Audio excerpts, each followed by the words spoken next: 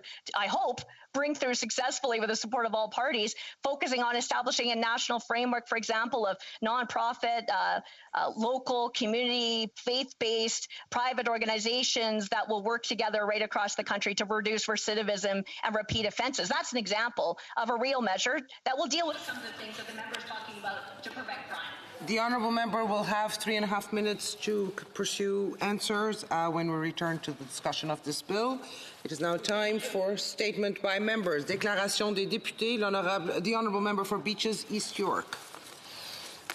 Mr. Speaker, in this pandemic, strong public health measures have helped to save lives, but they have also isolated us, including many of our seniors. To combat that isolation, our local constituency office, and a big thank you to Marietta and Hannah from my team, worked with 26 teachers from 14 local schools and with Community Center 55 to deliver over 700 letters of love written by elementary students to local seniors both at home and in nursing homes. The idea was simply to help our seniors feel more connected and to give students a platform to express empathy and to share life as we know it through their eyes. Ben, a grade 6 student at Adam Beck, wrote, "Even if it feels lonely, just remember, you are not alone." Declan, a grade 6 student at Cosburn Middle School, wrote, "I want you to know that you're a very special person and you are loved. All through life, you've made others happy, and now it's my turn to make you happy." This has been an impossibly difficult year for too many seniors across our country, and I just want to recognize the efforts of our local teachers and especially of those young students in bringing some joy to these otherwise difficult times. Thank you, Mr. Speaker. The honourable member for Oxford. Thank you, Madam Speaker. Canadians from all walks of life are suffering from this government's carbon tax. Seniors are seeing their meager savings and pension monies being depleted by this tax on everything they buy. Anyone who thinks this is only a tax on the fossil fuels they directly consume are sadly mistaken. Most everything consumable has a carbon tax component. Our industries are bearing this burden also, at the same time competing with industries from other countries with no carbon tax. Farmers are being terribly affected by this punishing tax, compounded with a tax on the tax. And this is just one farm bill in Oxford, Farmer Ed, who has to dry his grains for selling.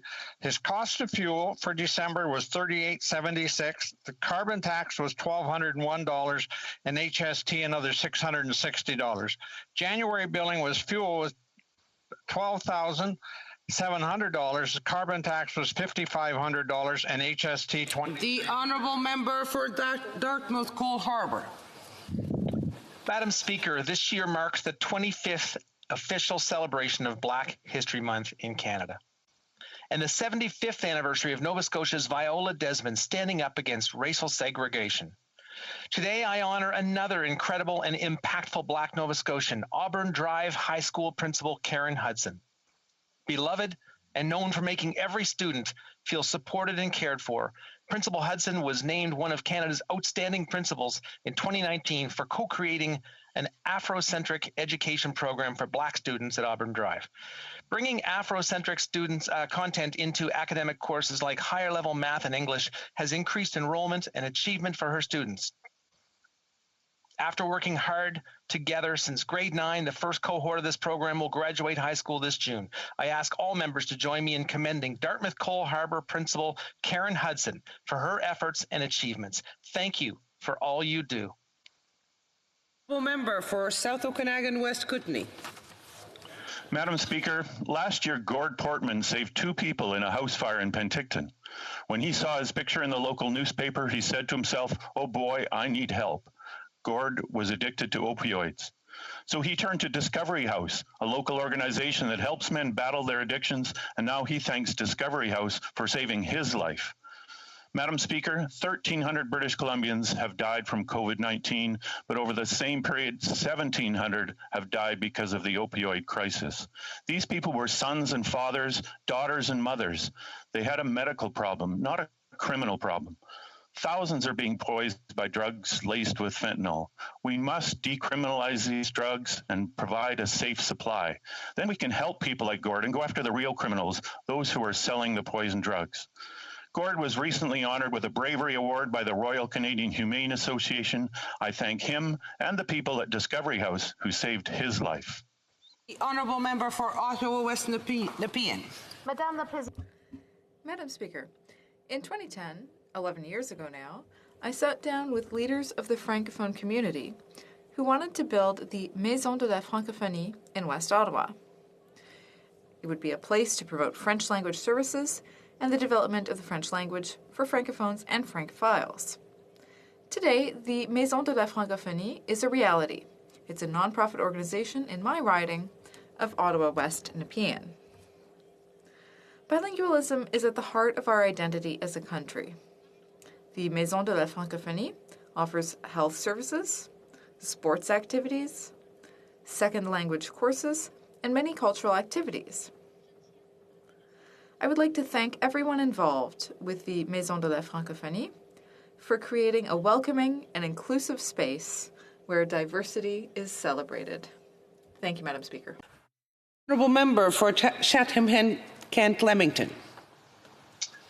Madam Speaker, the Supreme Court of Canada has declined to hear an appeal by the big telecom companies of a CRTC order that could significantly lower wholesale internet rates.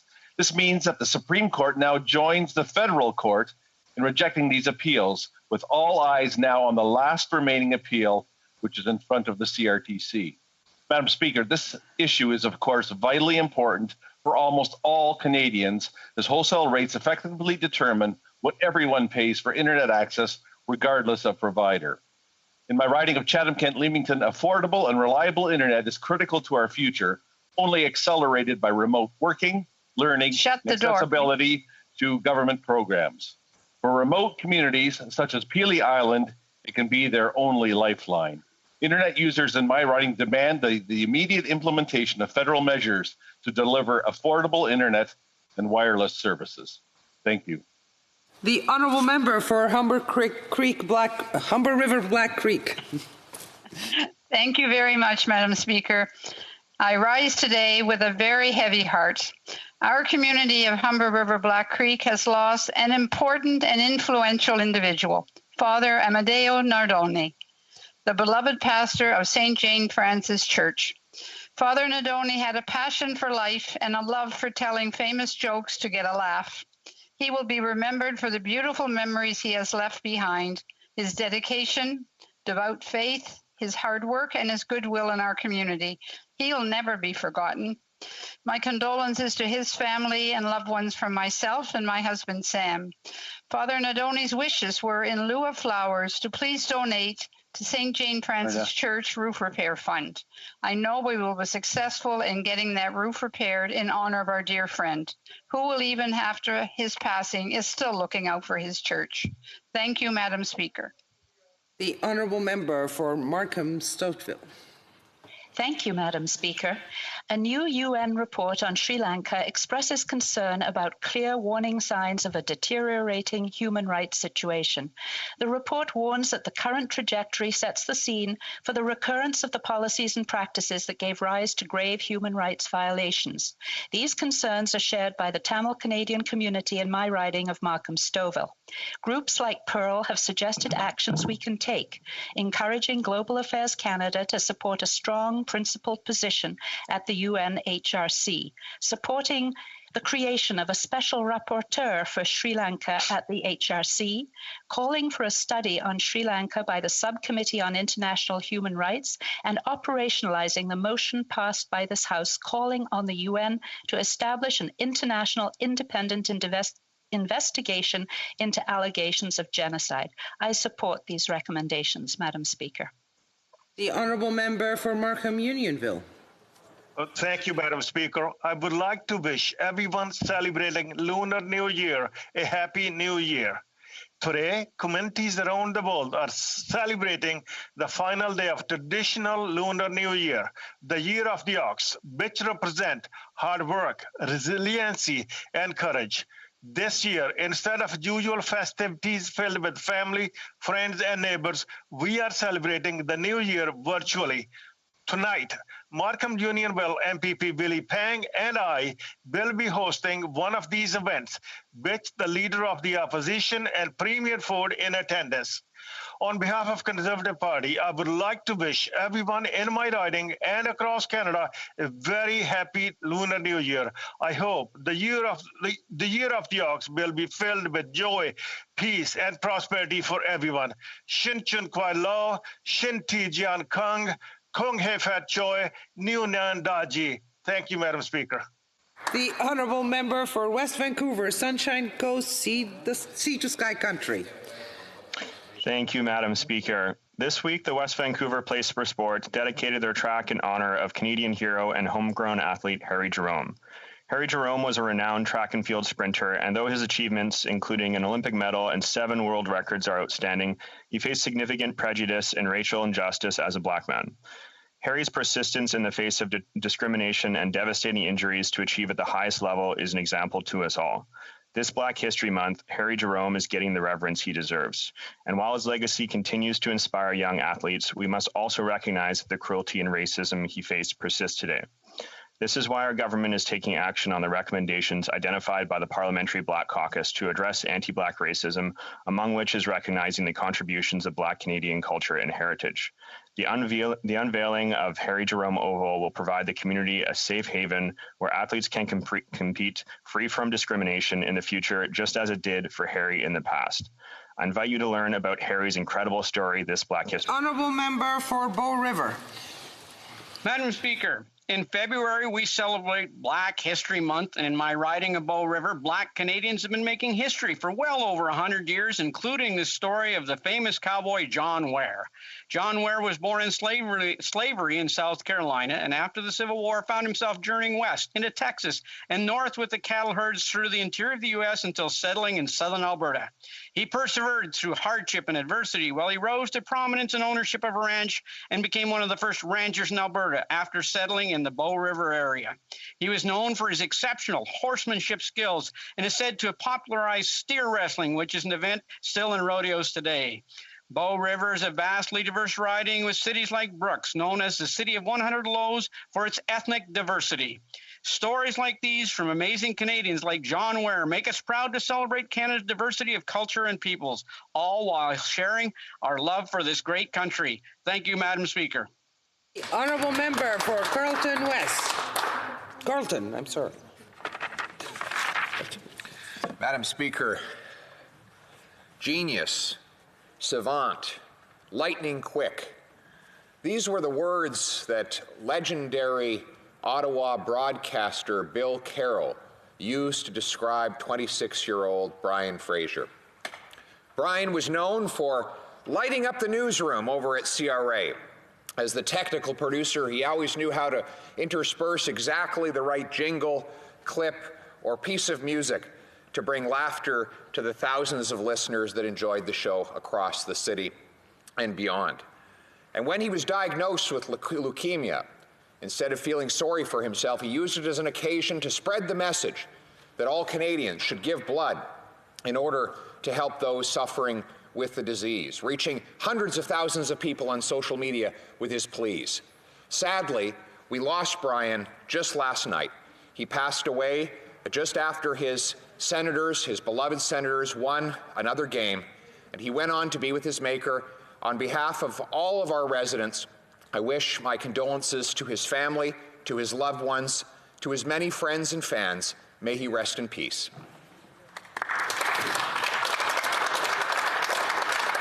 The Honourable Member for Windsor West. Madam Speaker, a new Prime Minister directive on the land border between Canada and the United States is creating chaos, grief, disorder, and disbelief.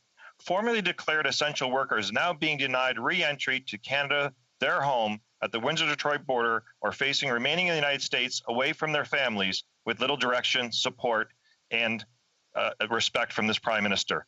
This week, my office has received numerous calls from members of the cross-border community in Windsor-Essex County who are denied re-entry to Canada.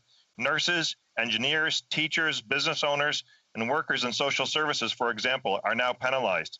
It is rumored there is a grid to determine eligibility, but little has been shared or accountable from the minister's office. How can people plan to be expected to comply when they don't have a definite directive from them and from the minister.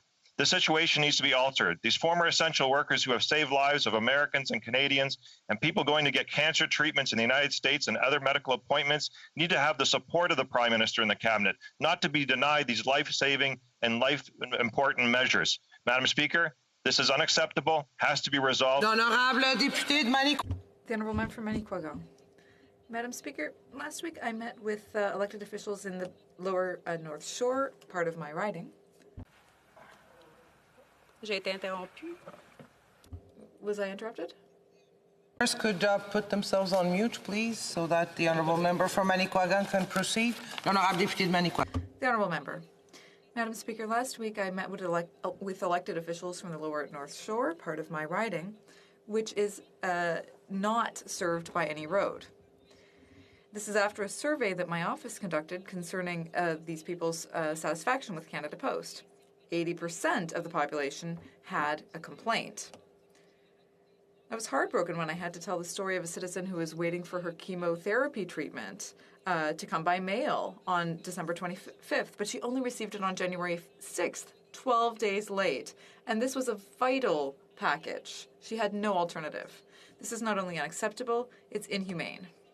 This is just one example, but there are many of them. There are a number of solutions possible.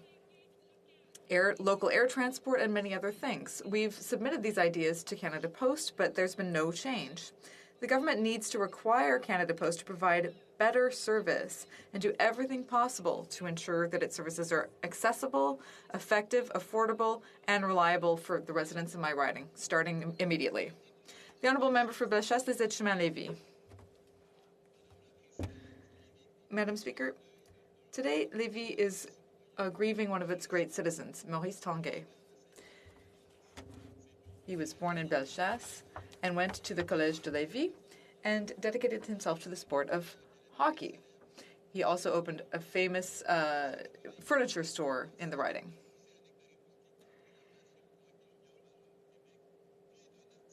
He was also, he played for the Rouge et Or at Laval University, but his real passion was sick children and vulnerable children. He founded the Fondation Maurice Tanguay to help them. He was deeply moved by human problems and founded this important foundation. For his strong values and his hard work, we want to thank Maurice Tanguay and offer our sympathies to his wife, Madeleine, their children, and as well as their entire extended family. The Honourable Member for Mississauga Lakeshore. Madam Speaker, last December 11th, Mississauga lost one of its community builders as Jagan Nath Dhawan passed away. Jagan immigrated to Canada in 1969 at the age of 38 and lived in what was then the town of Port Credit to become a school teacher in science and mathematics.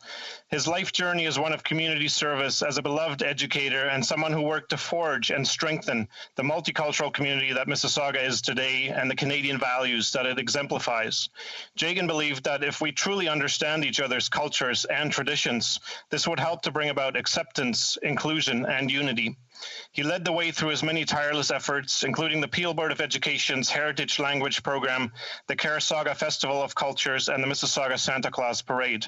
He also helped newcomers to find work and housing and to overcome difficult circumstances. Madam Speaker, Jagan Nath Dhawan lived a life of purpose and compassion, deeply rooted in a selfless concern for the well-being of others. He will be profoundly missed.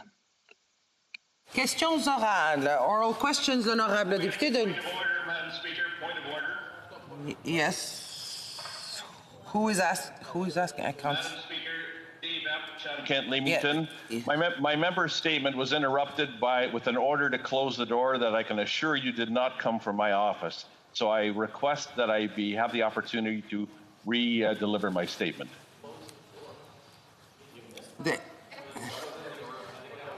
There was indeed a comment during the honourable member's statement. Does the honourable member have unanimous consent to reissue his statement? Please go ahead. The honourable member for Chatham Limited. Yes. Thank you, Madam Speaker. The Supreme Court of Canada has declined to hear an appeal by the big telecom companies of a CRTC order that could significantly lower wholesale internet rates. This means that the Supreme Court now joins the federal court in rejecting these appeals, with all eyes now on the last remaining appeal, which is in front of the CRTC. Madam Speaker, this issue is of course vitally important to almost all Canadians, as wholesale rates effectively determine what everyone pays for internet access, regardless of provider. In my riding of Chatham-Kent-Leamington, affordable and reliable internet is critical to our future, only accelerated by remote working, learning, and accessibility to government programs. For remote communities such as Peely Island, it can be their only lifeline. Internet users in my riding demand the immediate implementation of federal measures to deliver affordable internet and wireless services. Thank you. Questions orales, oral questions. Honorable député de Louis Saint-Laurent. The honourable member for Louis Saint-Laurent. Thank you, Madam Speaker. Madam Speaker, people are wondering why Canada wasn't able to produce vaccines. Yesterday at the Industry Committee, we heard some interesting things. For example, from Dr. Gary Kobinger, a microbiologist at Laval University's Faculty of Medicine. He said, I believe 2 or even 3 different platforms could have been made available here in Canada to deliver vaccines if we had received proper support. Madam Speaker, why did this government not offer adequate support? The Honourable Minister. Madame la Présidente.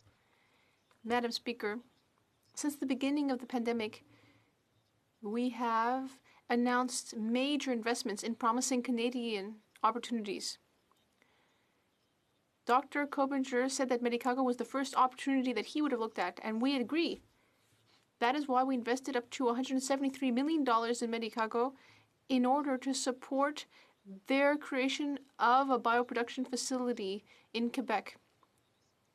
We have facilitated Dr. Kobinger's research with a $1 million investment using an expert-validated selection process.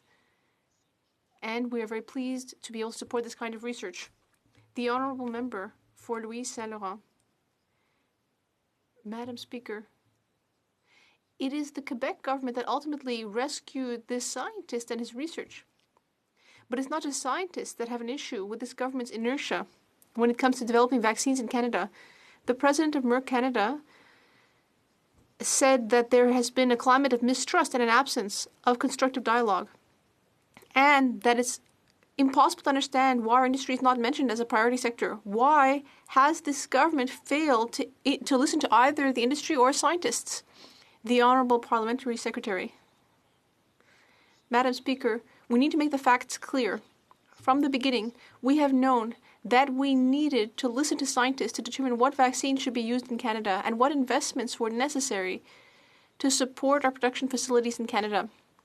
And that is why we have set up vaccine and COVID therapy working groups, bringing together scientists and industry leaders to guide us. The working groups have provided us remarkable guidance with regard to the foreign vaccines we should purchase, which led to contracts with many different companies and investments. The Honourable Member for Louis Saint-Laurent. Madam Speaker, the Parliamentary Secretary talked about the facts. Well, let's talk about the real facts. Once again, as we've seen this morning, Canada is very low down in the vaccine ranking, 56th. Barely 3% of Canadians have been vaccinated, and at the end of March will be at barely 8%. Madam Speaker, vaccines are what is going to enable us to exit this crisis. What is this government's plan for our economic recovery? The Honourable Parliamentary Secretary. Madam Speaker, as my colleague knows very well, we received great news this morning as a 3rd vaccine has been approved. That will be added to the total amount of vaccines coming into the country now at high speed, with 6 million vaccines having arrived just from Pfizer and Moderna by the end of March. More than 14 million Canadians will be able to be vaccinated by June, and the whole country will be able to be vaccinated by September. That's economic recovery, Madam Speaker. Speaker, when it comes to calling out genocide, the Liberals have gone from abstention to obstruction in just a few days. Last night, they filibustered to keep the committee from adopting a report on the Uyghur genocide. When my colleague from Wellington Halton Hills moved unanimous consent to get to the report, Liberal members refused. Why would they turn a blind eye to government-coordinated rape, torture, indoctrination, and forced sterilization? Why are the Liberals holding up further action to call out the Uyghur genocide in China? Well, Parliamentary Secretary. Thank you, Madam Speaker, for that question. And this government takes any accusation of genocide extremely seriously, and we've repeatedly said that we remain disturbed by troubling reports of human rights violations in Xinjiang. We've repeatedly called upon the international community to work to investigate the egregious human rights abuses taking place in Xinjiang, and we have repeatedly called for international investigation in response to these allegations. We'll continue to stand up for human rights in Canada and around the world. Thank you, Madam Speaker. The honourable member for Portage-Lisgar. Stand up? The Liberal government abstained. That is a disgraceful answer, Madam Speaker. And during debate, multiple Liberal members said they wanted to know what Canada could do to support a genocide declaration. So when the committee tried to offer those ideas, it was the Liberals who stonewalled, clearly under the direction of the Prime Minister. This confirms that the Prime Minister is more worried about angering his friends in Beijing than acting on the will of this House and standing up to bullies and tyrants. Why is this Prime Minister all talk and no action when it comes to the communist regime in China? The Honourable Parliamentary Secretary. Thank you, Madam Speaker. Monday's vote in Parliament ensured that every member indeed had a chance to voice their opinion and to make a determination based on available evidence to express that concern. That is now the voice of Parliament. It's Parliament's view, and the Government of Canada welcomes parliamentarians working together on this critical issue. But the government has additional responsibilities, and it is working with the international community to ensure that these allegations are investigated by international independent body of legal experts. They are doing what they need to do, and Parliament has done what it needs to do. Thank you, Madam Speaker. L'honorable député de Saint-Jean. The honourable member for Saint-Jean. Madam Speaker, it is unacceptable that managing quarantines be such a fiasco. We are simply asking for people to be able to follow health guidelines safely. We are just asking for a working hotline. If Star Academy is able to do that, I think the Government of Canada should be able to as well. The solution isn't to cancel quarantines in the middle of a pandemic. The solution is for the government to govern. What is it going to take for the government to do something? The Honourable Parliamentary Secretary. Thank you very much, Madam Speaker. And Canada has some of the strictest travel and border measures in the world. But with new variants of concern, we know that we need to take further steps to protect Canadians from COVID-19. We've been very clear from the very start of the pandemic that no one should be traveling. Doing so can put you and your loved ones at risk. Madam Speaker, we will always act to protect Canadians. L'honorable député de Saint-Jean. The honourable member for Saint-Jean. Madam Speaker, the Bloc Québécois is not questioning the legitimacy of quarantines. What we're calling into question is this government's bad decisions. Quebec was asking for hotel quarantines for travellers before the holidays, and the government wasn't able to deliver until the end of February. Even after 2 days of delays, it didn't seem to be able to create a working telephone line. Even after 2 months of delays, it hasn't been able to keep people under its responsibility safe. For goodness sake, what has the government even been doing during these 2 months? Secretary. Yeah, again, Madam Speaker, we have some of the strictest border measures in the world, and we take the safety of Canadians very, very seriously. We are aware of delays in accessing the phone line for the hotel reservation system. We were experiencing over 27,000 calls daily. PHAC is working hard to solve this issue and is adding staff to support the backlog. Please only call at this time if you are ready to reserve your stay and if your travel is within 48 hours. I thank Canadians for their patience as we implement these very important public health measures. The honourable member for New Westminster Burnaby. Well, as the pandemic hit, the first action of this government was to provide liquidity supports for Canada's big banks of an unbelievable $750 billion. Banker nirvana. This week, those banks announced $42 billion in pandemic profits so far. This is outrageous as small businesses close and Canadians struggle to feed their families. Other countries have cracked down on profiteering. Why is the Prime Minister so opposed to measures like a wealth tax? And why does he encourage pandemic profiteering? Honourable Parliamentary Secretary. Madam Speaker, I have great respect for the honourable member who posed this question, but I must register my disappointment with his attempt to conflate liquidity support from direct financing from the federal government. The fact is, our focus from the beginning of this pandemic has been to extend supports directly to households and businesses to help them weather the storm. I can point to the 8.9 million Canadians that have received CERB who have been able to keep food on the table and a roof over their heads because of the actions of this government, or the 4.5 million workers who have received support that have remained on the payroll of businesses as a result of the wage subsidy. We're going to be here for small businesses and ordinary Canadians as long as it takes, no matter what it takes. The honourable member for North Island Powellwood. Madam Speaker, Canadians who live in rural and remote communities know the boom in bus cycles. In my riding, the paper mill has been curtailed. The forestry sector is still recovering from a lengthy strike. Tourism struggles with COVID-19, and the Discovery Islands decision will impact aquaculture jobs. Like so many rural communities, people in my region are dealing with the pandemic and want the government to invest in meaningful jobs for rural and remote areas. This government needs to step up. Will the minister agree to locate a branch of the new BC Regional Economic Development Agency in my riding? Honourable Parliamentary Secretary.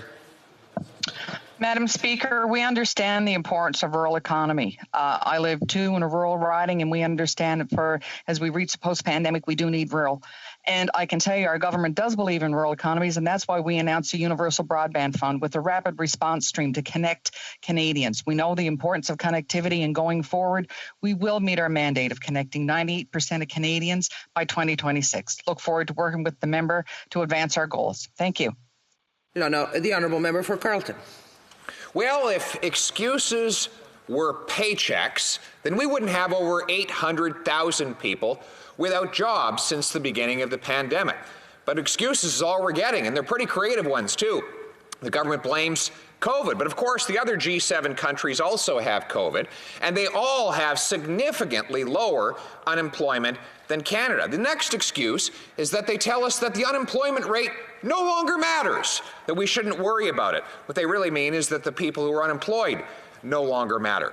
Well, we think they do matter, and they don't want excuses, they want jobs.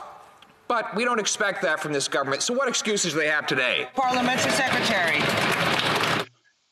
Madam Speaker, with respect, the honourable member as a critic for jobs ought to know that the Federal Bureau of Labor Statistics in the United States uses a different definition for unemployment than we do in Canada through Statistics Canada. He's comparing apples to oranges. The reality is, because of the measures that we've put forward, we have been able to support 4.5 million workers who have remained on the payroll of their employer through the Canada Emergency Wage Subsidy, and another 9 million nearly who've received the Canada Emergency Response Benefit so they could keep food on the table for their families. We're going to continue to be there to protect jobs and support Canadians through this time of unprecedented difficulty.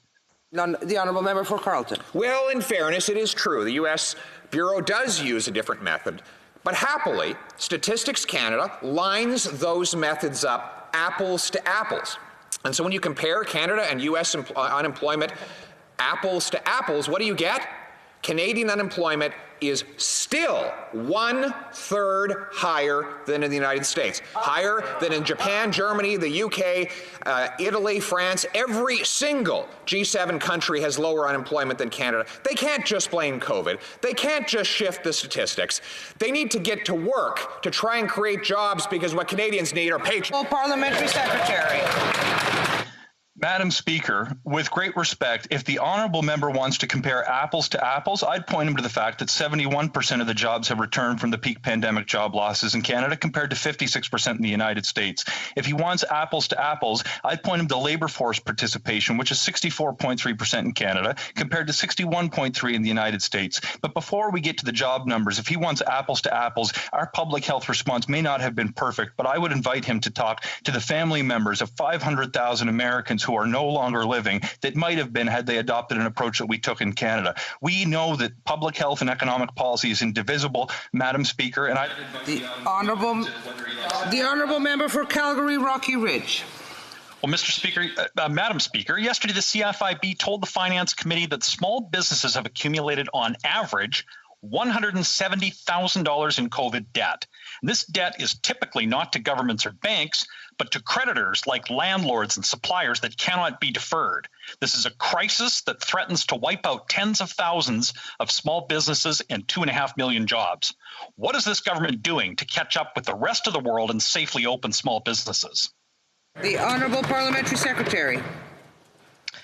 Thank you, Madam Speaker, and I thank the member opposite for raising the CFIB. The CFIB has been asking all parliamentarians, including the Conservative Party, to stop delaying the passage of C-14, which would allow more small businesses, more entrepreneurs to access our financial support programs at the federal level. I would encourage all members of this House to work for our entrepreneurs, work for our small business, and help us support them through this pandemic. The Honourable Member for Calgary Rocky Ridge. Well, Madam Speaker, here are the facts. 50% of small businesses are closed. Only 26% have accessed rent support. 60% have reduced their staff. 60,000 have already closed permanently, and 1 in 6 are on the brink. And the CFIB pleaded yesterday with the government to freeze or reverse tax increases, including the CPP hike, the alcohol escalator, and the carbon tax hike. Will this government commit today to do so? Honourable Parliamentary Secretary. Thank you, Madam Speaker. And if the member opposite would like to cite some facts, I have a few for him as well. 4.5 million Canadians have been supported by our wage subsidy. Our rent subsidy covers up to 90% of fixed costs for our small business. 850,000 small businesses have received our interest-free CEBA loan program, and that includes a grant. I understand that our entrepreneurs are having a hard time through this pandemic, but this government is there to see them through to the other side. Honorable député de Mégantic-L'Érable. The Honourable Member for Mégantic-L'Érable. Madam Speaker, the Auditor General had some harsh conclusions about the federal government on rail safety. 8 years after the first report, Transport Canada still hasn't implemented the recommendations, and therefore in 2019, the number of rail accidents in Canada was 17% higher than the average of the 10 previous years. My question is for the new Minister of Transport. In order to avoid another tragedy like Lac Mégantic, does he commit to doing better than his predecessor, who clearly has failed to make rail safety a priority? The Honourable Parliamentary Secretary. Thank you, Madam Speaker. And let me assure my honourable colleague and all Canadians that rail safety will always be our top priority. I welcome the Auditor General's review of Transport Canada's oversight on rail safety. In fact, the Auditor General report has demonstrated that Transport Canada has made important and meaningful changes, including track maintenance, to increasing the number of inspections, to improving fatigue management for workers. So our department is already working to address all of the recommendations, and we will continuously work to improve the safety. Le député de Mégantic-L'Érable. The Honourable Member for Mégantic-L'Érable. It's a scandal, Madam Speaker. Who said that? Not my colleague for Lévis-Lebinière, but rather journalist Bernard Drinville this morning. The expenses to build 15 warships have gone up from $26 to $77 billion. That's 3 times as much. How could the Liberals have let things get to this point? $50 billion. That's taxpayers' money. The Prime Minister is the ultimate person responsible for managing public monies. This warships file isn't going anywhere. In fact, it's sinking, you could say. Could he do his job and end this financial scandal? The Honourable Parliamentary Secretary. Madam Speaker, we are totally committed to provide high-quality warships to our Coast Guard and Navy. As my colleague knows very well, the preceding government consistently underestimated the construction costs for ships and generally in the national shipbuilding strategy, and it also excluded the Davies shipyard and other Quebec shipyards. We are on the right path. We are correctly evaluating the cost of these ships, and we will be providing ships for our Navy. The Honourable Member for Manicouagan. Madam Speaker, we're talking about $50 billion that it's cost to exclude the Davie shipyard in Quebec from shipbuilding. $51 billion. Think about that, Madam Speaker. That is more than the total amount than what the federal government has transferred to Quebec and the provinces to fund healthcare. So excluding Quebec has ultimately led to more waste than the entire sum of money that this government invests in health. Why doesn't this government stop the bleed and give the contracts to the Davie shipyard? The Honourable Parliamentary Secretary. Madam Speaker, that is exactly what we did. We corrected the historic mistake made by the Stephen Harper government when it excluded a Quebec shipyard from the National Shipbuilding Strategy. We started with contracts for icebreakers, for ferries, and for warships to the Davie shipyard. And now it is in discussions to become the third shipyard under the shipbuilding strategy, which would enable further contracts to be granted to the shipyard. As my colleague knows very well, we didn't need the Bloc Québécois to act. The Honourable Member. Madam Speaker, this government does need the Bloc Québécois because what he just told us is a tissue of lies. $51 billion in cost overruns. Because the federal government refused to give the Davie shipyard its fair share, 1% of that, 1% would be $110 million. And that is more than what the federal government invested in increasing health transfers during the pandemic. How can the government justify that it spent 99 times as much money on wasting money when it could have helped Quebec with higher health transfers during the worst pandemic in 100 years? The Honourable Parliamentary Secretary. Madam Speaker, as my colleague very well knows, it is the arrival of the current government that led to the Davie shipyard and other Quebec shipyards having a chance to participate further and get their fair share in the national shipbuilding strategy. We have made sure that the Davie shipyard can continue to work on certain ships, ferries, and icebreakers. And in addition, this means that the door is wide open for the Davie shipyard to be able to fully participate in future contracts. The Honourable Member for Beauce. Madam Speaker, national media have reported that federal funds were used to fund Bell 5 internet in the Pemichangan Lake region in Quebec.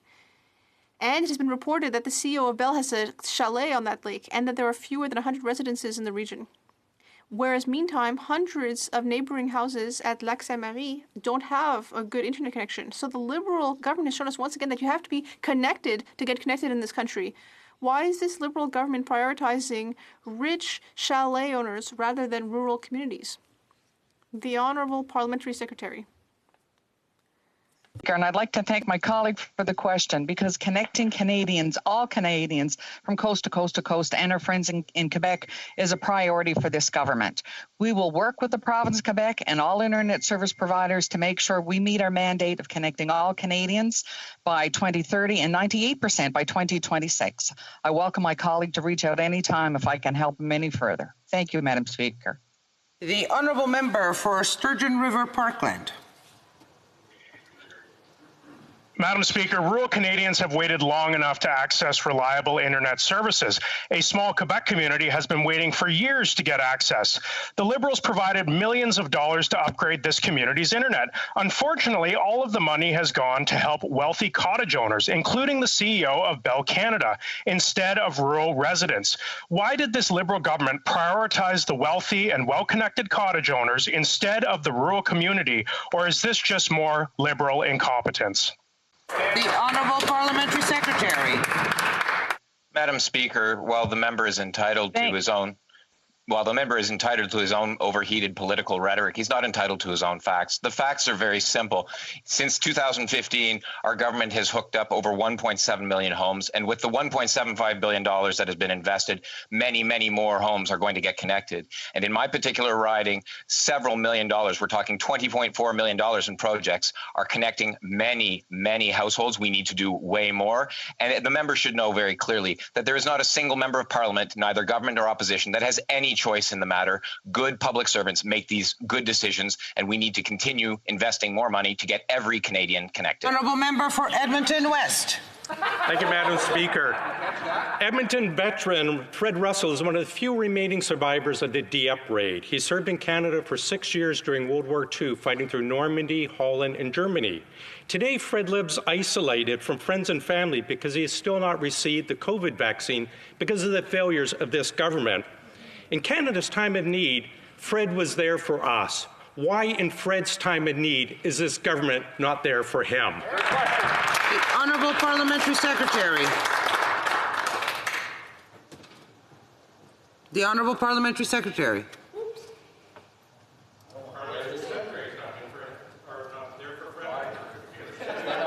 I apologize, Madam Speaker. I want to thank my colleague for his question. As my colleague is well aware, the vaccine rollout is the responsibility of the provinces. Veterans are a vulnerable population, and we urge them to get vaccinated as quickly as possible. I can inform my colleague that veterans at facilities such as Camp Hill in Nova Scotia, St. Anne Hospital in Quebec, and the Sunnybrook in Toronto have been vaccinated. We remain in touch with long-term care homes, which houses veterans, to ensure that all veterans are getting the support they need. Thank you, Madam Speaker. The Honourable Member for Edmonton Manning. Madam Speaker, it has now been over a year since the first COVID-19 case was confirmed in Canada. Despite the government's messaging at the time that it was not a threat or reason for worry, the virus has spread across the country. The government finally decided to shut down our borders a little too late. A year later, our unemployment rate is at historic highs. Our economy is stalled, and Canada is now behind over 50 countries in vaccine injections. When will my constituents get a vaccine? Honourable Parliamentary Secretary.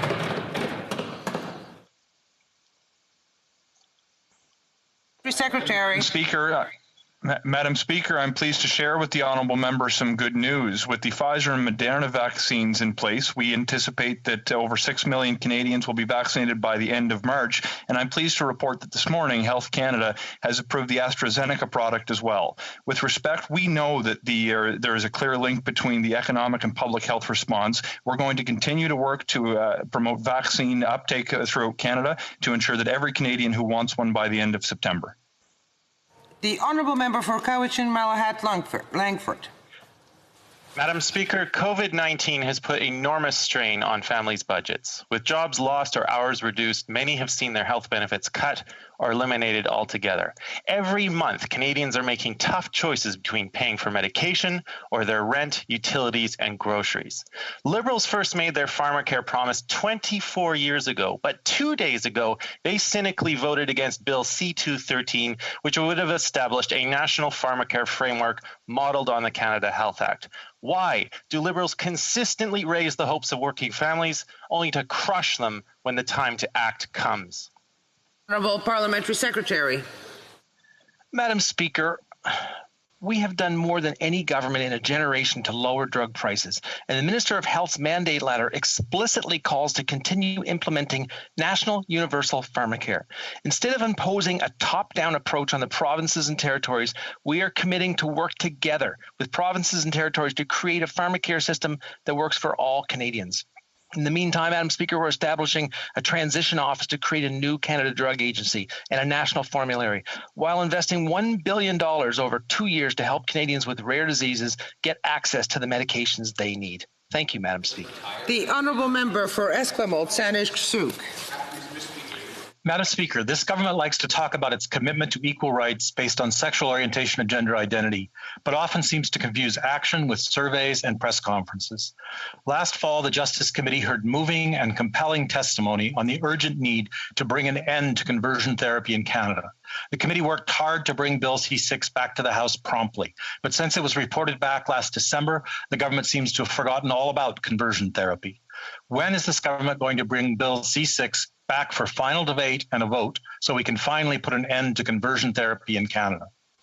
Honourable Parliamentary Secretary. Madam Speaker, I thank the member opposite for his question and for his conviction on this issue and all of the advocacy and work he has done at the committee and otherwise. We know that conversion therapy efforts are rooted in the premise that one's sexual orientation, gender identity, and gender expression can and should be changed to a narrow ideal of what is considered natural or normal. There's absolutely no place for the destructive, harmful, and deadly practice of conversion therapy in this country. That is why we introduced legislation that will criminalize this cruel and degrading practice. And if passed, this legislation will make our laws among the most progressive and comprehensive in the entire world. Thank you, Madam Speaker. The Honourable Member for Richmond Hill. Madam Speaker, my private member motion M36 called for House to designate August 1st as Emancipation Day, acknowledging the abolition of slavery in British Empire. One of the key pillars of my motion is education on Black Canadian history and recognizing the contribution of Black Canadians to our society. Can the Parliamentary Secretary to the Minister of Diversity and Inclusion and Youth update the House on the effort being taken to address anti-Black racism? Honourable Parliamentary Secretary. Madam Speaker, I'd like to thank my colleague from Richmond Hill for his extraordinarily hard work on M36 to designate August 1st as Emancipation Day in Canada, as there is much work to be done in the fight against anti-Black racism in Canada. That's why $50 million was spent to support anti-racism initiatives, and the work of the Anti-Racism Secretariat was included in the fall economic statement. We've also introduced funding programs to help Black-owned businesses, to support capacity building in Black communities, to combat systemic anti-Black racism, and advance diversity and inclusion in the workplace. Sunday being the last day of February, I invite Canadians to join us in the Black History Month. Honourable Member for Edmonton Centre. Madam Speaker, as the economy recovers, we're going to see a massive drop for the demand for workers in the hospitality industry and other close proximity industries. Meanwhile, we are seeing an equally as large growth in the demand for skilled workers in the emerging tech economy. Edmonton's unemployment rate is over 11%, and demand for tech workers in my riding in Edmonton Centre is high. How does this government plan to address this imminent frictional unemployment? The Honourable Parliamentary Secretary. No, thank you, Madam Speaker. That's me. I apologize. Madam Speaker, we recognize it's a challenging time for many and that some workers are having difficulty returning or their jobs just aren't available. And that's why we're committed to making the largest investment in training in Canadian history. This will include supporting Canadians as they build new skills, helping workers receive education and accreditation, and strengthening workers' futures by connecting them to good jobs. These historic investments mean supporting those hardest hit by the pandemic. Thank you.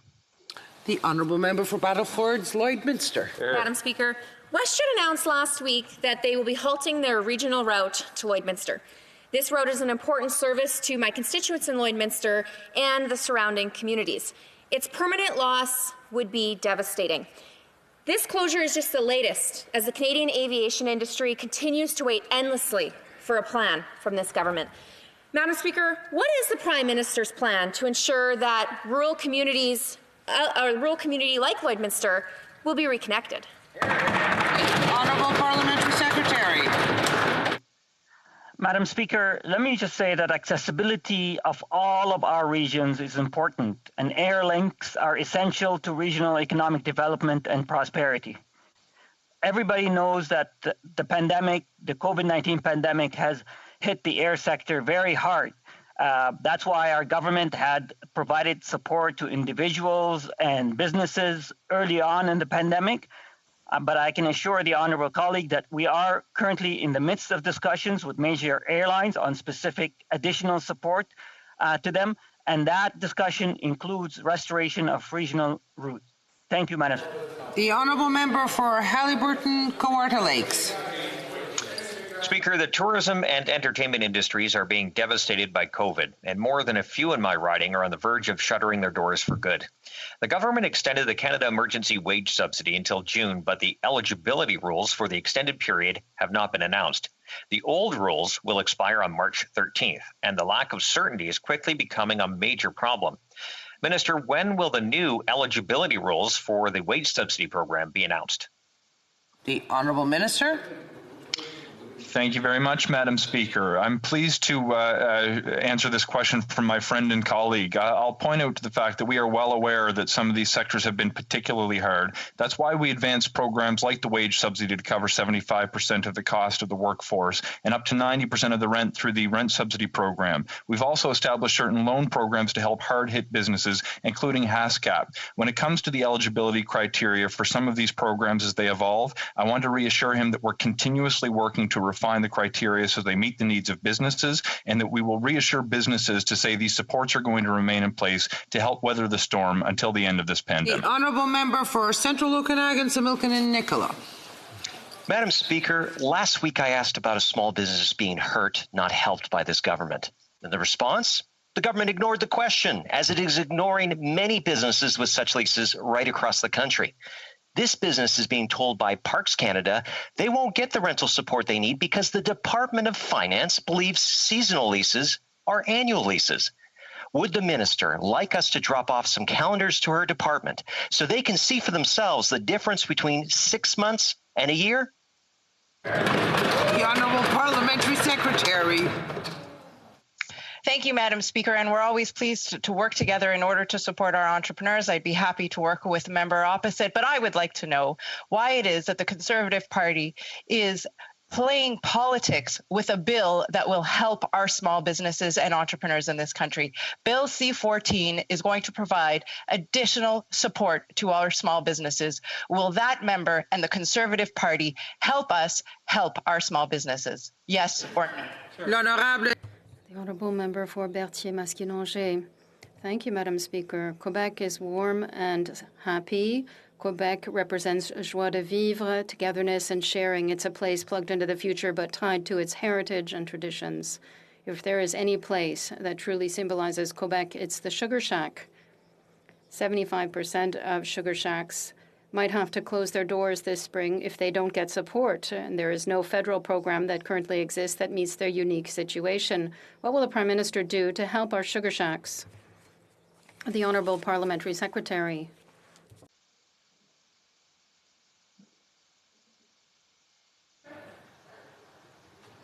They don't like maple syrup? The Honourable Parliamentary Secretary. May I answer? Merci, Madame la Présidente. Thank you, Madam Speaker. I apologize due to my connection. I come from a region where we also are affected by the pandemic, which obviously has hit our sugar shacks. We have many in northern New Brunswick. We are committed to helping all our businesses, and that is why Canada and the government has never stopped to putting in place measures that have been accepted in the House of Commons in the past few months to help all sectors of the economy, including those of our sugar shacks. Thank you. The Honourable Member for Berthier-Masquinongé. Madam Speaker, the government found a way to help the Liberal Party, the Conservative Party, the NDP with the wage subsidy.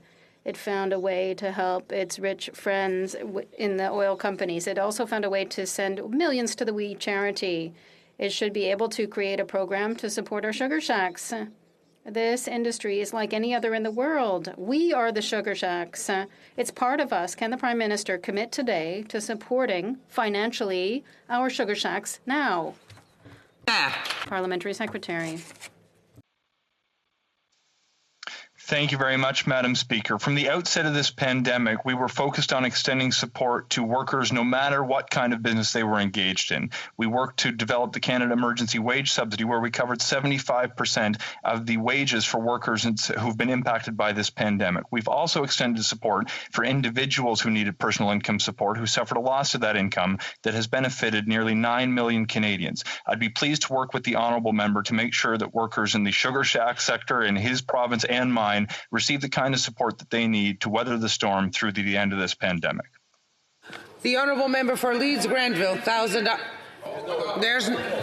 there are no points of order during question period unless it's technical. The English and the French are coming in at the same level on interpretation, so it's hard to hear, Madam Speaker. We'll try to repair it. Thank you.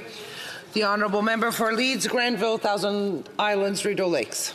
Canadians are counting on access to reliable, high-speed internet. Students to connect for classes, small business owners to access the virtual market, farmers for crop and herd management, seniors to access healthcare services, and families to connect with their loved ones. The Universal Broadband Fund was announced in 2019, nearly 711 days ago. When will this government finally deliver on high-speed internet access for Eastern Ontario? Honourable Parliamentary Secretary. Madam Speaker, I'm delighted to stand up and speak about what our government has done to connect Canadians from coast to coast to the coast. We have so many tools in our toolbox. We had the Connect to Innovate program. We have the funding through the Canadian Infrastructure Bank.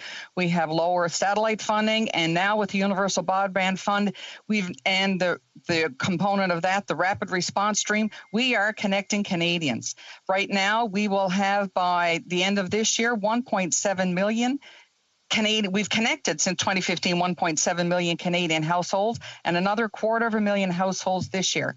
I encourage the member opposite to have his communities make sure they have applied under the rapid response stream. That will see Canadian. Honourable member for Northumberland, Peterborough South. Madam Speaker, the Minister of Agriculture released a statement earlier this week that deliberately misled Canadians to believe that Bill C-206 does not provide relief for the fuel costs of grain drying. Does this minister honestly believe that a grain dryer is not an industrial machine used in farming as prescribed in the legislation? Is she this out of touch with farmers, or is she just incompetent? The Honourable Parliamentary Secretary.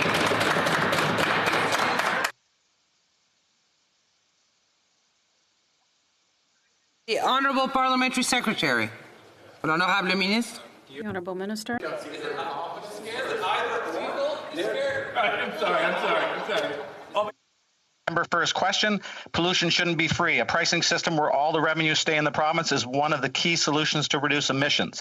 Bill C-206 does not provide relief for fuel cost of grain drying, as it does not add grain drying as an eligible farming activity. We are committed to new rebates for on-farm fuel use, such as grain drying, in order to support our producer and make grain drying and barn heating a priority focus under the new $165 million Agriculture Clean Technology Fund. Having a serious plan that achieves our environmental goals is not only what we expected by Canadians, but also by the next generation of farmers. The Honourable Member for Edmonton Riverbend. Madam Speaker, we've heard from many across Canada that the pensions of thousands of UK expats are frozen, despite the government negotiating a new trade deal. These UK state pensions are not uprated when the pensioner lives in a country that doesn't have a reciprocal uprating agreement with the United Kingdom, like Canada. As a result, thousands of British pensioners living here aren't able to access the pensions they've earned. Can the minister tell us what the government is doing to negotiate an agreement that will unfreeze these pensions? The Honourable Parliamentary Secretary. Madam Speaker, I thank the honourable member for the question. I'd be happy to work with him to get more detail on the back end of this this question. With respect, it's not an issue that's come to my attention personally, so I would make myself readily available as soon as this afternoon if he'd like to delve into this issue in more detail. The Honourable Member for Orléans. Madam Speaker, the opposition often puts forward various erroneous figures about the vaccines. For the residents of my riding and all Canadians, it's important to get updated numbers and the measures that we have already taken and what we can expect. Can the Parliamentary Secretary set the record straight on vaccines that are delivered, have been delivered, and will be delivered in Canada to reassure Canadians? The Parliamentary Secretary. Thank you, Madam Speaker. I want to thank my colleague from the National Capital for that question and her work. She knows very well.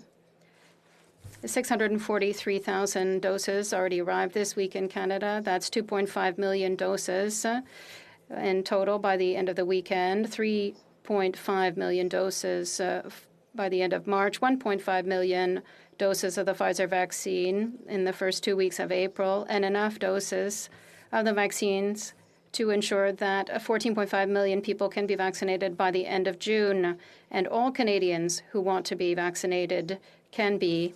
Honourable Member for Red Deer Lacombe. Madam Speaker, tax time can be stressful, especially after a year like 2020. Residents in my riding have been calling my office because of a dramatic decline in service by the CRA. Getting to speak to an agent about your locked out CRA account is taking at least a 3-hour time period. It takes hours on the phone to simply change your address, and that's if you're lucky enough to not get disconnected while you wait. Simple reassessments are dragging on for months, putting people's homes, savings, and benefits at risk. Why aren't Canadians able to speak with the CRA? Why won't the minister address this staggering failure? Honourable Parliamentary Secretary. Thank you, Madam Speaker. We know this tax filing season is one like no other. The CRA's call centers have seen an 83% increase in traffic since 2019 due to the COVID programs it is administrating. In October, our government announced an investment of $99 million in these call centers. The funding will help allow CRA to improve services by hiring 2,000 more employees, onboarding a third-party call center, extending the hours of operation, and implementing an automated callback service. I want to thank our call center employees from coast to coast to coast who have been working tirelessly to provide information to Canadians throughout this pandemic and in this current tax filing season. Thank you, Madame la Présidente. Honourable Member for Edmonton, Wetaskiwin. Thank you, Madam Speaker. 3 times I've asked this question, and 3 times through what I can only assume is some kind of Zoom glitch. It was like the person answering was in a completely different conversation. So I'm going to try again. The Liberals have made it virtually impossible for the private sector to build a pipeline in this country. Over the past few years, we've imported tens of millions of barrels of oil per year into Canada by tanker from Saudi Arabia, Nigeria, and Algeria. Is that oil subject to the same rigorous regulations on upstream and downstream emissions as oil coming from Alberta, Saskatchewan, and Newfoundland? Yes or no? The Honourable Parliamentary Secretary. Merci, Madame la Présidente. Thank you, Madam Speaker. The majority of oil imported to Canada comes from the United States, 74%. Under our government, imported oil has consistently decreased to the lowest levels in 10 years, just under 660,000 barrels per day. The member opposite referenced Saudi Arabia and Nigeria. You know who was happy to buy more oil from Saudi Arabia and Nigeria combined instead of strengthening trade with the United States? The previous Conservative government from 2008 to 2012. Merci, Madame la Présidente. The Honourable Member for Peace River Westlock. Madam Speaker, my friend JD from Slave Lake works in the oil patch and he likes his job. But Keystone XL has been canceled and now we could lose the easement for Line 5. Alberta's ability to get its energy to market and by extension our ability to get a fair price for our energy is in danger. The energy sector is the engine of Canada's economy. On what day will the Prime Minister pick up the phone, call the Americans, and defend Alberta energy markets and jobs? The Honourable Parliamentary Secretary. Actually, Madam Speaker, we raised Line 5, the Prime Minister raised Line 5 directly with the President and members of his cabinet during the virtual summit this week. We have approached this at the highest levels. Because we take threats to Canadian energy security very seriously, Line 5 is vital to our economy, vital to workers, vital to producers, vital to consumers in Canada and in the United States. I assure this House that we are working on all of our options. Line 5 is a vital pipeline for Canada's energy security. The Prime Minister has already addressed it with the President of the United States. Merci, Madame la Présidente. The Honourable Member for Vimy. You're on mute.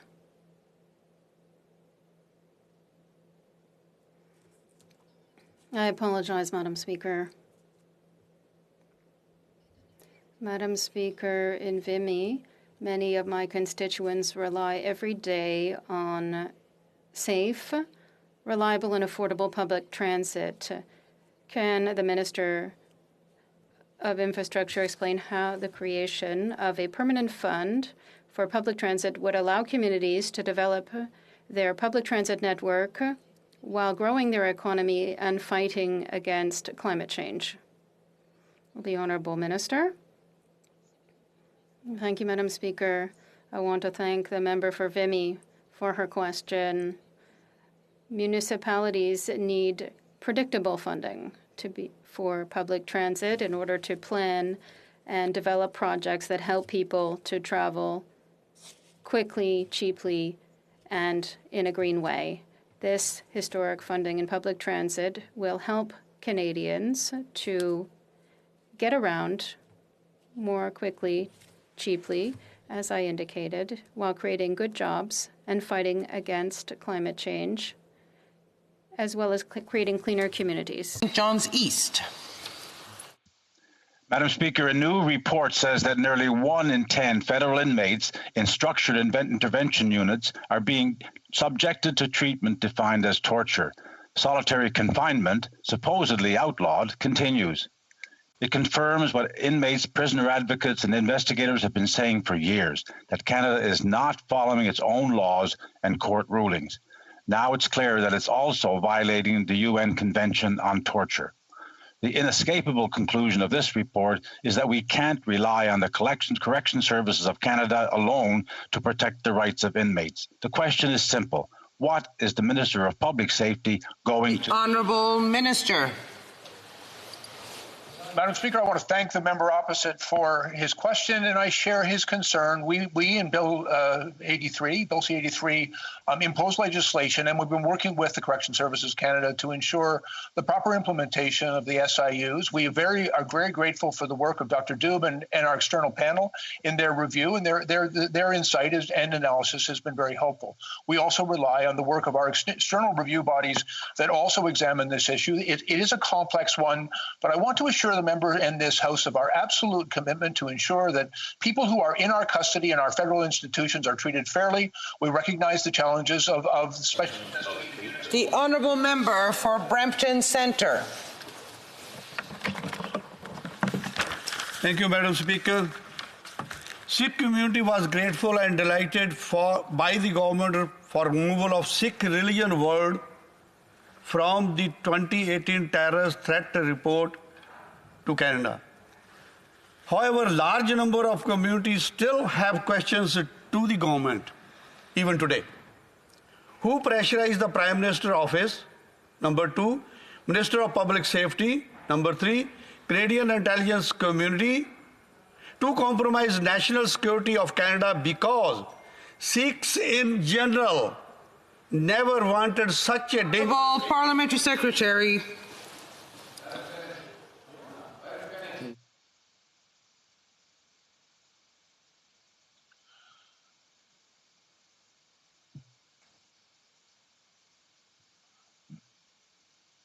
Minister. Yeah, thank you, Madam Speaker.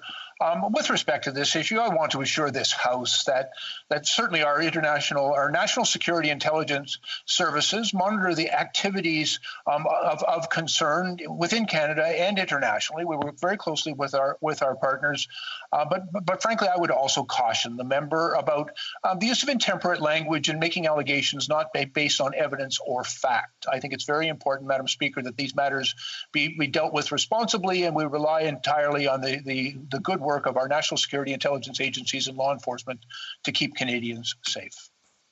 That is all the time for a question period. C'est tout le temps disponible pour les questions orales. Tabling of documents. Introduction of government bills. Statements by ministers. Rapport de délégation. Reports from interparliamentary delegations. Presenting reports from committees.